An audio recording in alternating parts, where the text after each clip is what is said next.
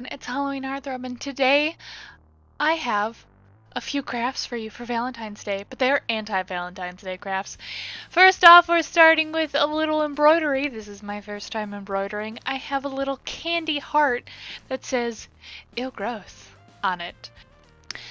Because this is my first time embroidering, it turns out like trash, but it's okay because I'm angsty and I'm mad because of Valentine's Day. Realistically, I love Valentine's Day. I love the pastels. I love the hearts. I love the love.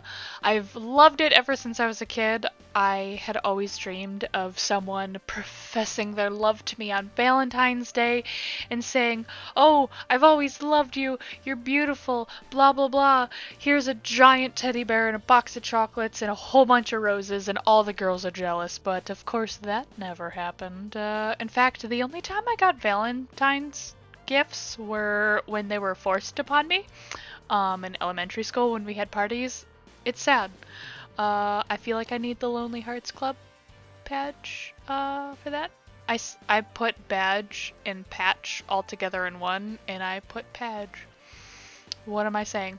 Anyways, because this is my first time embroidering, my techniques are a little unorthodox, and I just did the regular up and down stitch. I don't know the proper terms. Please help me. So, basically all I did was I ran the stitch all the way through the heart. Don't do what I did, and I used pencil on cotton. This was ridiculously hard to get out.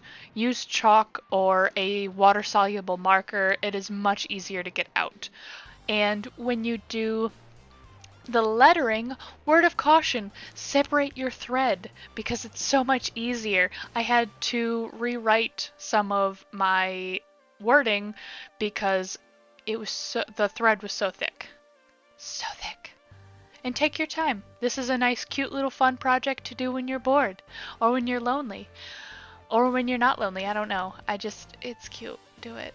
See, it's all done. Look how terrible it is. It doesn't get any better than this, but I feel like it's not too bad for my first try.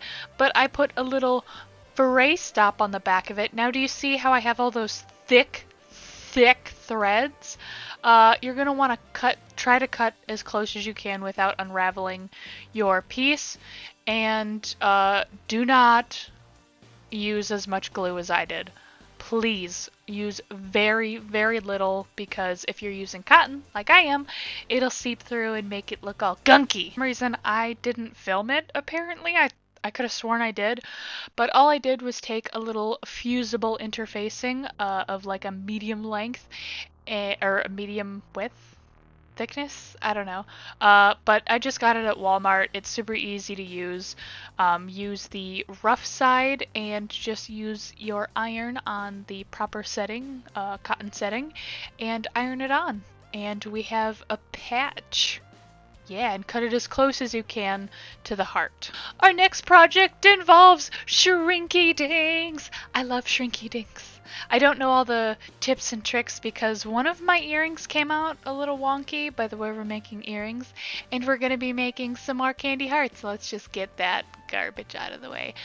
And we're going to use all of the Sharpies. I'm probably only going to use like 3, but print out a design. I wanted to print out this little candied heart because I needed a template.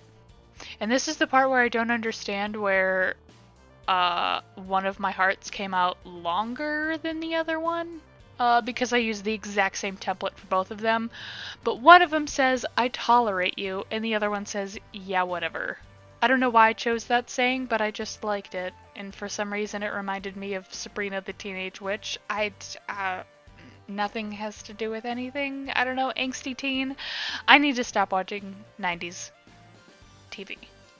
Follow your shrinky dink baking instructions, which should be for like a minute to 3 minutes on 325 on a preheated oven, and pop them in, and don't forget to punch out a hole so you can add it to something unless you are gluing on the back of it. Also, if you want a little bit more of an opaque look, I would paint a little bit of a light color on the back of your earrings, but that's up to you. And because I'm a terrible YouTuber, I literally had no idea. I did not film two of these most important parts. I used a jump ring and attached a hoop, which basically everything you can get from Walmart. Thanks, Walmart. I'm so sorry I didn't film it, but they're earrings, I swear. And now it's time to model. I have a little anti-Valentine's Day outfit lookbook. Probably not like a lookbook. I have no idea. I just threw things together that I liked. I planned this outfit out because I got this shirt from the thrift store and I love it. I love it. Everything is black and white stripes because that is my favorite color. I'm wearing my Ew Gross patch as a necklace because I think I'm cool. I didn't really know how to interpret the patch into my look, so I just kind of wore it as a necklace. There's my makeup. I have no discernible skills in makeup, so it's just, if it looks good, it's by accident. I don't know if I said it, but my pants are from JCPenney and my top is thrifted, and my amazing Target shoes. I love them. I got them from Target.